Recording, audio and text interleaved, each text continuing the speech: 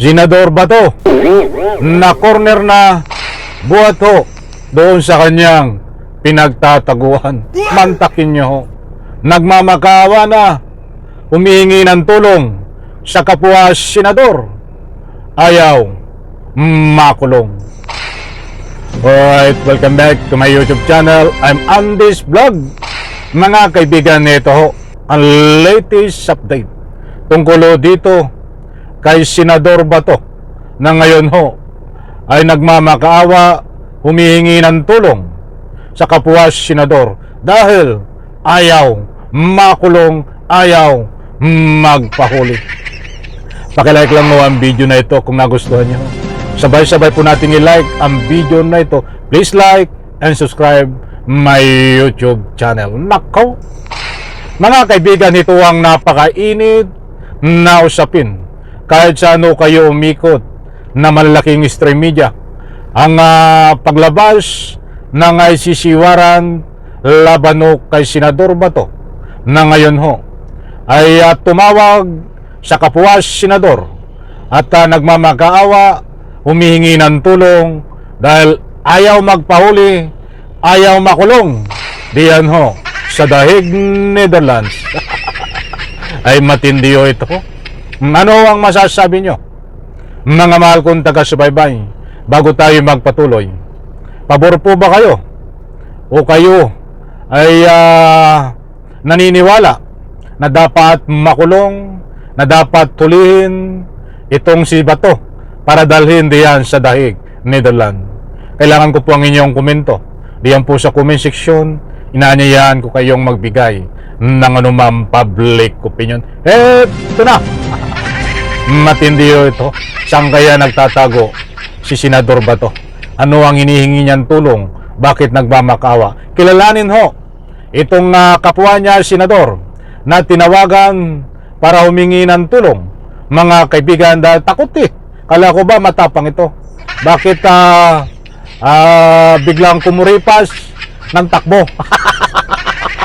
Inahabol na ho Di po ba? Mga kaibigan, bakit ka tatakbo? Bato, lalo kang hahabulin. Sige, takbo.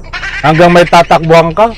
Akala ko ba magpapapusas ka kay dating Senador Trillanes? Mga kaibigan, ito ho. Huwag nyo pong kaligtaan panoorin, pakinggan ang ibabahagi ko po sa inyo. Latest update tungkol dito sa mainit na usapin paglabas ng ICC warrant kay Bato. At siyempre itong paghingi niya ng tulong, nagmamakaawa sa kapwa senador upang hindi siya mahuli at makulong. Ito. Warrant of arrest issued. I was calling him, I believe 3 days ago, just to give some moral support, being a former colleague, comrade in arms sa PNP. Pero he was not picking up. And the following morning, I noticed na meron siyang missed call sa akin. So I hope we can talk. Yan po. Some advice, Yan mga kaibigan, si Senador Lacson ang nagsasalita ho. At ibinunyag niya nga na tumawag sa kanya itong si Senador Bato. Bakit tumawag, mga kaibigan? Ang dami yung nagbibigay ng anumang public opinion. Tingnan niyo sa mga comment section, kahit dito sa aking mga upload sa aking YouTube channel, na itong si Bato kaya tumatawag kay Senador Lacson ay nagmamakaawa, umihingi ng tulong para na sa ganun na baka sakali na siya ay maligtas at hindi mahuli. Ay siguro nagpapatulong kung talaga siya ay makakapagtago diyan sa Senado. Pabor ba kayo na ito ay magtago diyan sa loob ng Senado? Itong si Bato, huwag niyong gamitin ang Senado para pagtaguan ng mga gumagawa ng heinous crime na katulad ni Bato. Ang Senado ay para gawaan ng batas. Ang pero sorry, nabulol ako doon. Ang Senado ay diyang ginagawa ang anumang batas at pagpatupad ng anumang batas na legal. Hindi yan pwedeng taguan ng katulad ni Bato na marami ang kinitil ang buhay di umano sa pamagitan nitong pikintukhang. Kaya nga ito ang nangyari sa kanya. Kulong ang bagsak. Ito. Hindi para magtago, kundi para to go about facing criminal charges because sa kanya something novel. Ano? Kasi yung ibang mga kaso ng senador, including myself, dito lang local courts. But this time around, this is more challenging for him kasi international criminal court. So, arrest warrant against him? Yeah, una-una, hindi naman confirm na merong warrant of arrest issued. Ano? I was calling him, I believe, 3 days ago, just to give some moral support, ano, being a former colleague or comrade in arms sa PNP. Pero he was not picking up. And the following morning, I noticed na meron siyang missed call sa akin. So I hope we can talk just to give him some advice. No? Hindi para magtago, kundi para how to go about facing criminal charges because sa kanya something novel. Ano? Ayan, napakaliwanag mga mahal kong taga-subaybay para hindi ho kayo mabiktima ng anumang fake news na wala pa pong nagko-confirm na mayroon siyang arrest warrant.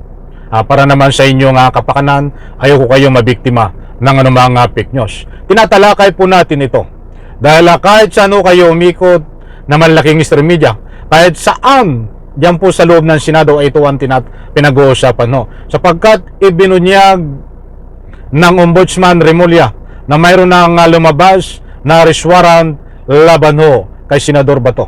Ang Malacanang ho ay wala pa rin kumpirmasyon at hindi pa rin ho nakakatanggap ng kopya, mga kaibigan, kaya't wala pang kumpirmasyon. Matandaan po natin, mga mahal kong taga-subaybay, ang nangyari ng paglabas ng arrest warrant dito ho kay dating Presidente Digong ay itinanggi rin ho ng Malacanang noon, itinanggi ng mga kinaukulan na humahawak dahil ho ayon sa ICC, hindi sila nag-a-announce ng lumabas na ang arrest warrant.